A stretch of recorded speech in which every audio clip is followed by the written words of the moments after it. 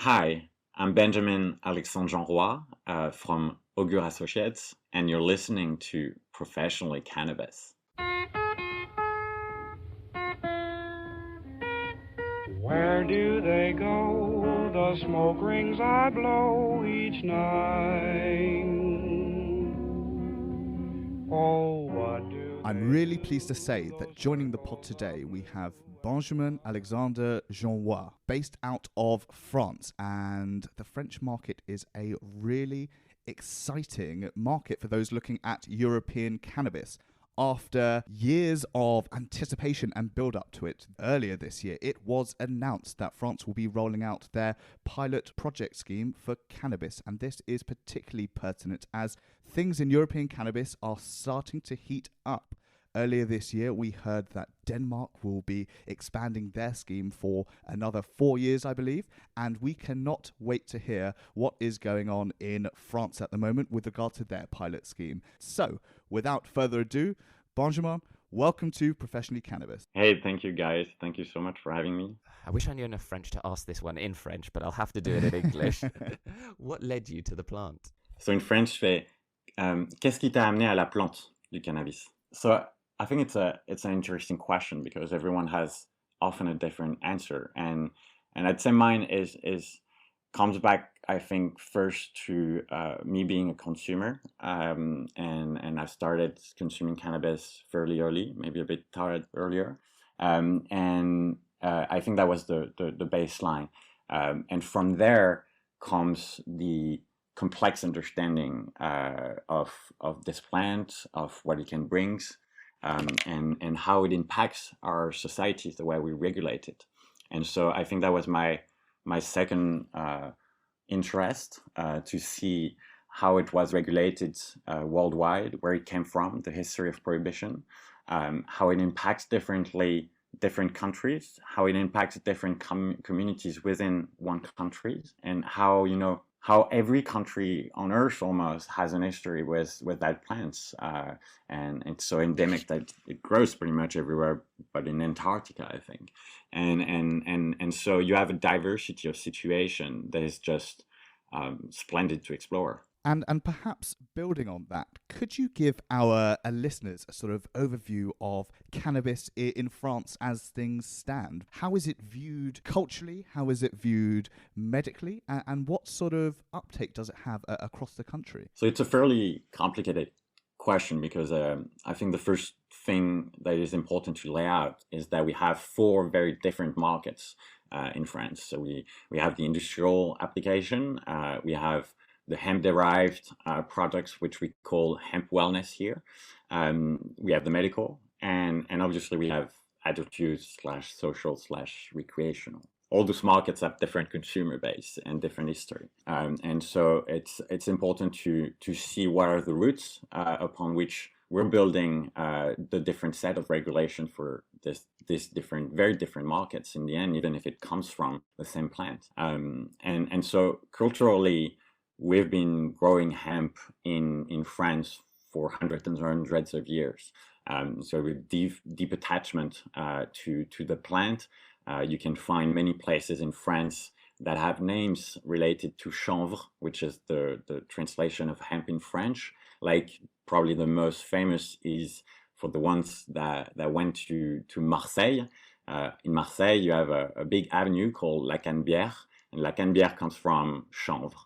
And it showed the history and the importance of that plant for the economy and the social tissue of that ecosystem for a long time. And in regard to, I'd say, non-industrial seeds and varieties, we started consuming cannabis, I think, after Napoleon's campaign in Egypt, where soldiers brought back hashish, and that's where you have all the romantic literature and philosophy attached to the consumption of mind-altering substances, and you can take Baudelaire and so many writers and artists of the 19th century that talked openly about consuming cannabis.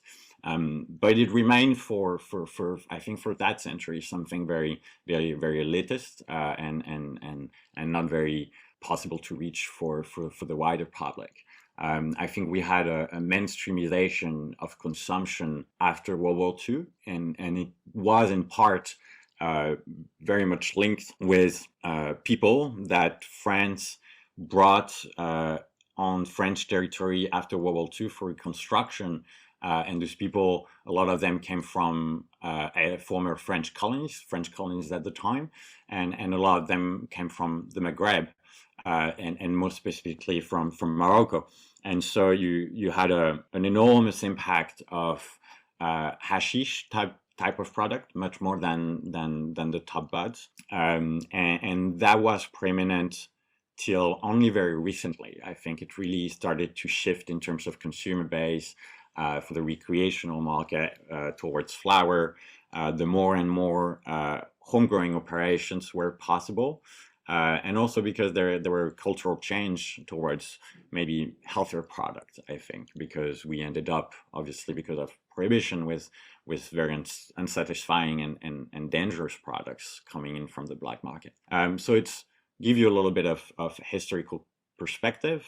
We first started prohibiting cannabis in 1916 on the French metropolitan territory, so not on the colonies and in different places in the world where the French state kept on the monopoly of distribution and production of hashish in Morocco, just like they did with opium in former Indochina. And that only really stopped with the setup of international regulation pushed by the US.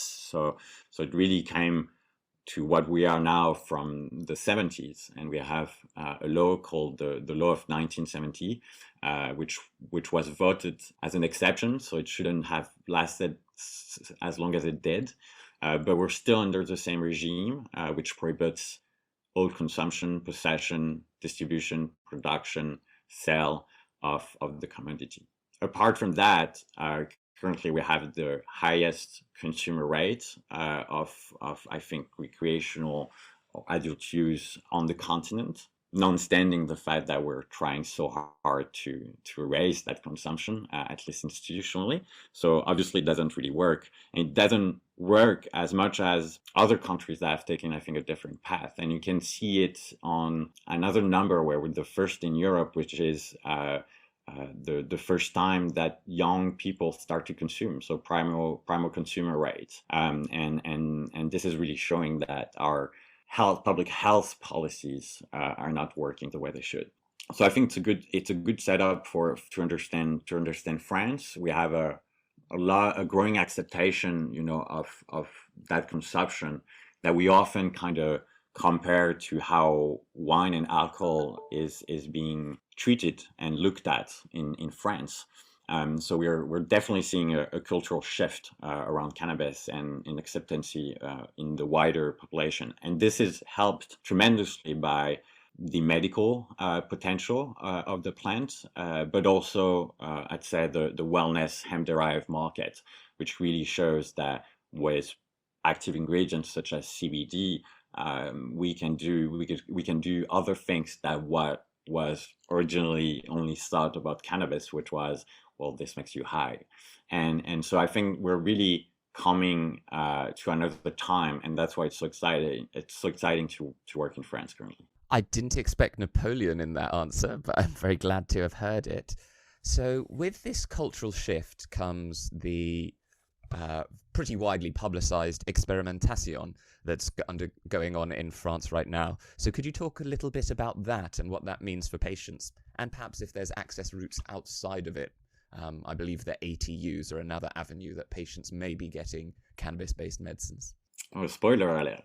And I think the experimentation is really a big step forward, because in 2018, so the public health minister, for the first time, the state recognized that there could be a medical interest on cannabis, which is a major shift that they couldn't, go back on. Obviously, it took a long time to set up the experimentation, about 2 years. And I think what's important to understand is that this experimentation is not a clinical trial.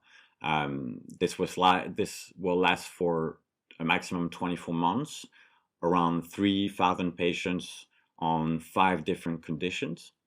Those conditions are fairly large. You have oncology, palliative care, MS, neuropathic pain, and severe epilepsy. And the whole process is really made officially to assess the feasibility of the distribution and prescription processes. So that's really what they're going to look at during this time frame and afterwards in order to evaluate it. My personal opinion, if you ask it, is that it's mostly a political decision. It was a way for the government to make medical cannabis accepted. But if we're looking at the data and we're looking at how the French health system is operating, we could have generalized the experimentation right away. So I fairly think it's mostly political, but it was a good play. In the overall run, it is still a strong injustice, I think, for all the patients outside the experimentation that won't have access. They will still be considered and treated as delinquent, and it creates a paradox, because on the one side you have the French state saying yes, medical cannabis exists and it has its purpose and it's useful for patients, and at the same time we're still criminalizing patients that are outside the experimentation. So we're still a long way to go, but obviously there's progress. So that's that. Social justice is certainly a topic that I want us to get on to later, but perhaps staying with the experiment for a short while, sort of looking at the 3,000 or so patients that will qualify for the experiment. What products are they going to have access to? And, you know, in addition to that, sort of what sort of form factors are they able to take with their cannabis medicines? Perhaps if you'll permit me a couple of other questions as well, with, you know, linked to the question around product. Who is providing the products that are going to be used within the French cannabis experiment? Is this something that was open to public tender, for example? And are there opportunities for additional international players to perhaps get involved within the experiment or other legal avenues? Of course. So the patients of the experimentation will have the choice in between 3 types of products. So buds, oil, and caps. And all 3 have 3 different ratios, so high CBD, high THC, and 1,1. The process to find the companies that will allocate those products has been fairly complex. I think the baseline to understand that it wasn't a tender per se, because no financial exchange was involved. The companies had to give away the products for free. So you can imagine the complexity for a company to engage into such a market without having the complete certainty that the market will open afterwards. So it was a fairly difficult process, and it was lacking a little bit of transparency, even if I think the health administration did a fairly good job, considering the fact that they had no resource and had to negotiate with companies to have the products for free. So I think that was the biggest issue, and obviously we can see now who has the different products and ratios. So a company, let's say a company like Aurora or Tilray or Panaxia, which are some are the winners of that not tender, they had to have a French partner which has a pharmaceutical unit agreement and a license to import narcotics. So that was one of the conditions, and the other one was that on each of the different products, you needed to have a backup. So another company and another pharmaceutical company attached in case there was an issue with the products. And we've seen already that it has been the case with one of the products given by Tilray. So we'll see how the process goes during the 24 months. It will be interesting to see if there is hiccups or different things that haven't been foreseen by the administration, and I'm pretty sure they will. But I think it's the case a little bit of everywhere. And to answer your final question, there's two ways to enter the French market today, to my knowledge, outside of the experimentation. One is doing studies, especially clinical ones. Obviously, it's very costly, and few companies have the capacity to do it in numerous countries. So France is not necessarily the biggest target in that aspect for now. And so I think this is also a call for companies that would like to get a foothold in France.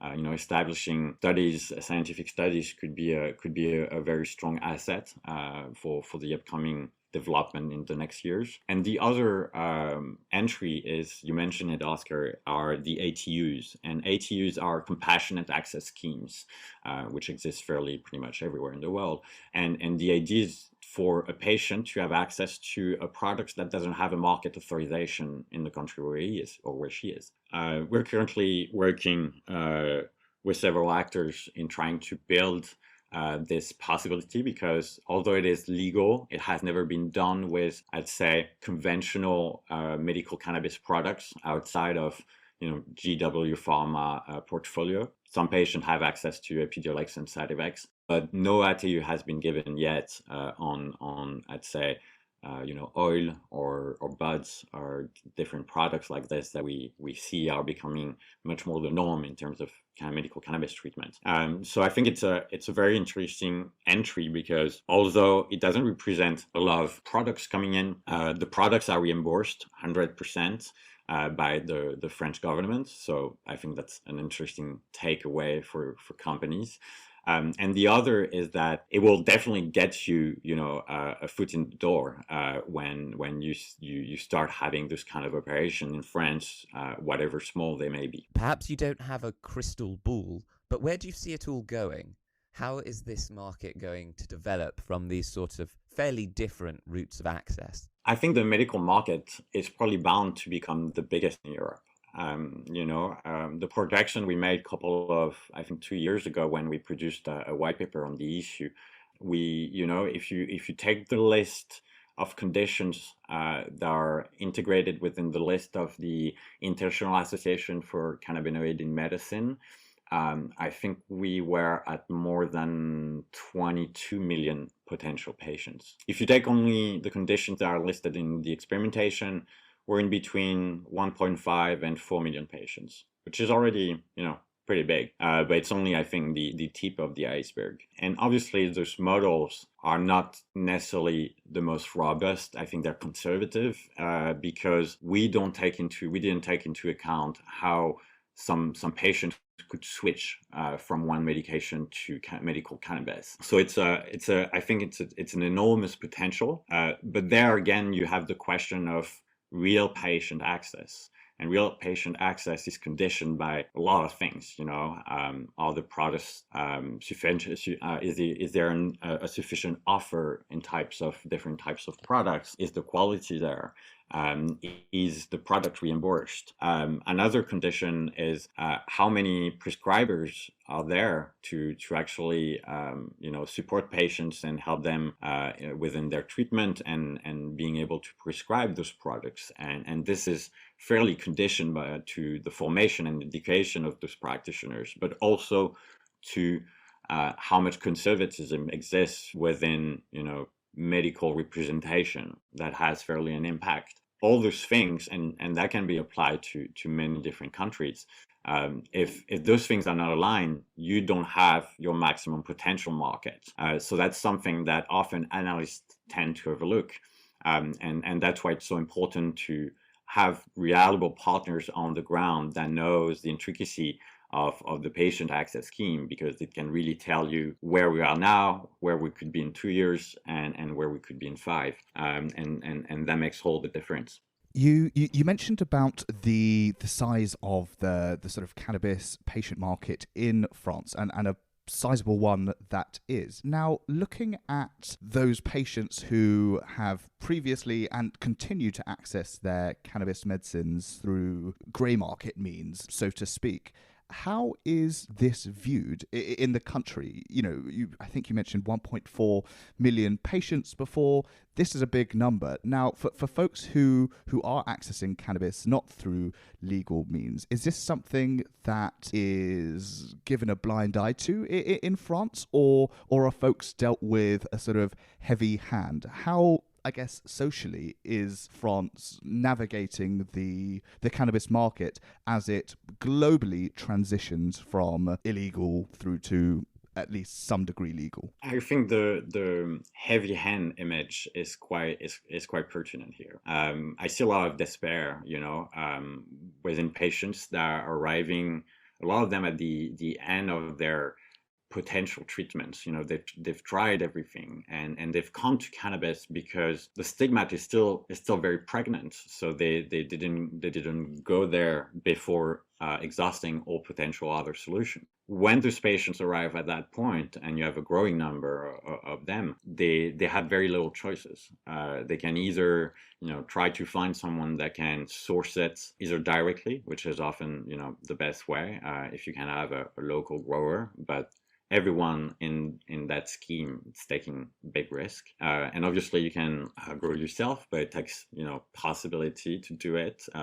Often patients are not necessarily in capacity to do that. And the last possibility is to get on the real black market, and getting in on the street, and you don't know what's in it. So it's propulsory dangerous for them.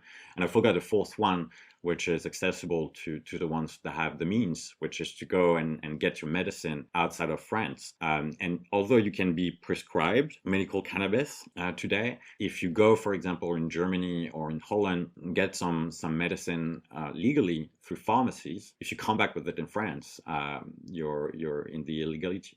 So you become a delinquent. So it's a difficult time for patients, and I think you can see a change of perception in the public, because it touches literally everyone. Everyone knows someone that has a grandma or an uncle that is considering already using it now, and this has a tremendous effect among the population, even towards older people, more conservative leaning people, and this is really, I think it is a Trojan horse in the right direction, I'd say, in showing that this plant has tremendous potential, and it's not just the devil that we tried to depict for decades before. So now I think is perhaps a nice time to circle back to that other point that was raised earlier, was social justice, talking about the patients and the delinquencies. Is there any plan for any sort of restitution for those who've perhaps suffered, for want of a better word, on account of their involvement with cannabis? I think that's one of the silver lining that we have in France in regard to this topic, is that whether it comes from liberals, right wing, left wing, the Greens, pretty much everyone seems to have incorporated that you cannot legalize adult use cannabis without implementing strong social justice components into that reform, and I think it's becoming obvious in everywhere in the world where we have communities that have been impacted much more than others. It's mainly economically vulnerable classes, and also people that are not white, people living in what we call specific banlieue. Banlieue it means just suburbs. But when we talk about banlieue, we don't talk about all the suburbs. We don't talk about the rich suburbs. We talk about specific, impoverished suburbs, and that's where we've been. We've let that need and that demand be handled by the most impoverished communities in France, and so a demand that was needed for all classes, all populations, has been prohibited and therefore reallocated into those territories. And so not only do we need to take into account the suffering, I think it's the right word, of these entire geographic spaces, but also more specifically on people that have had issues with police and justice because of cannabis. what's important also to know, and I think it's something comparable to other countries, is that drug laws are also used as a social control means. And so it's a way to assert control on people on a certain area. It allows to maybe start by there and then find other things later on that would have been not accessible necessarily if we didn't have the drug laws. All those things are really, I think, getting into the head of the of most people that are working on the issue in France, which is fairly encouraging. And I have a very good example of that. I think the splendid work that had been done has been done by the Parliamentary Mission of Information that recently published their third report on the adult use market. And within that report, you can find not only parts around social justice, but really that it structures the overall vision, analysis, and proposals coming out of that report.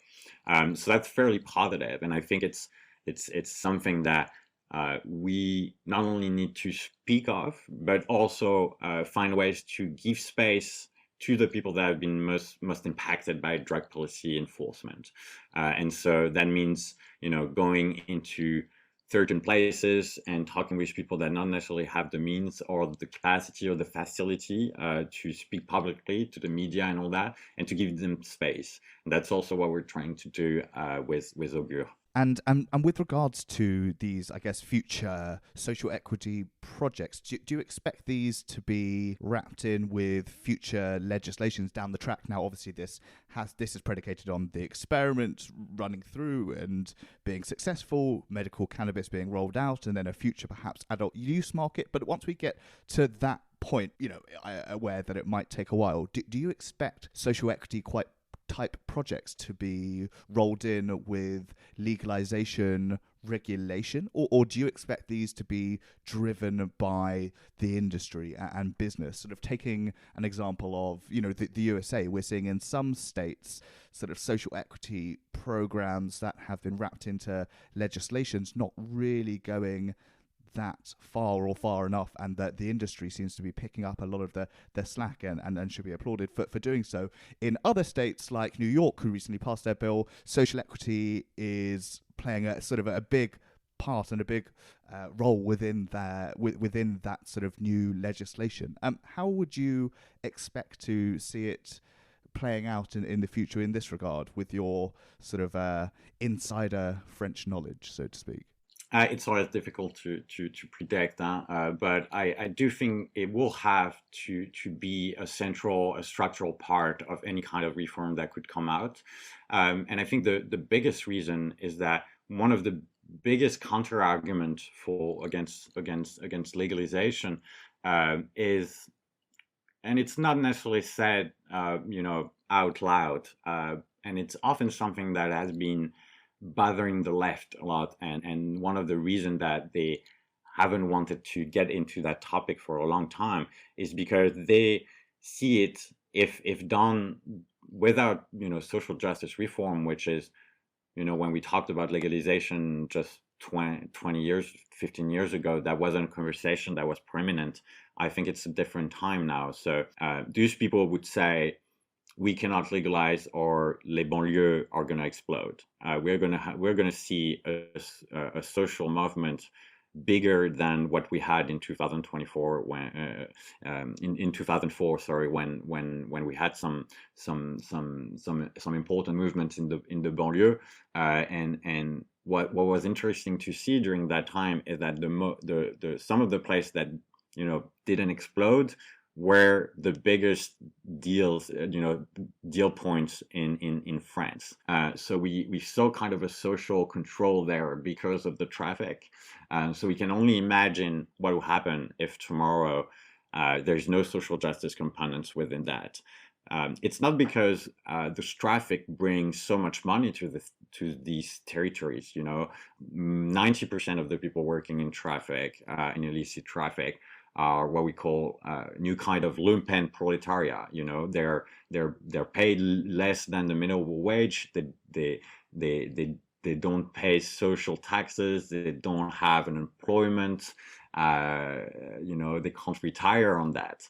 But we do see that in those places, in those geographic places, that the money of the traffic helps a lot of people directly or indirectly just survive. And so if you cut that off, we're going to have a lot of problem. And in order to preempt that, we need to have a strong and voluntary policy towards social justice actions. And in the report that I mentioned earlier, the parliamentary report, there is very specific proposal, that obviously take into account what is going on abroad. And I think that's the chance of France per se to be late to the game, is that we can hopefully learn a little bit about return of experiences from alternative reform that have been put in place, and obviously the US is quite interesting to look at in that regard, and we see it's more difficult to do than just to say we're going to do, and so I think it's really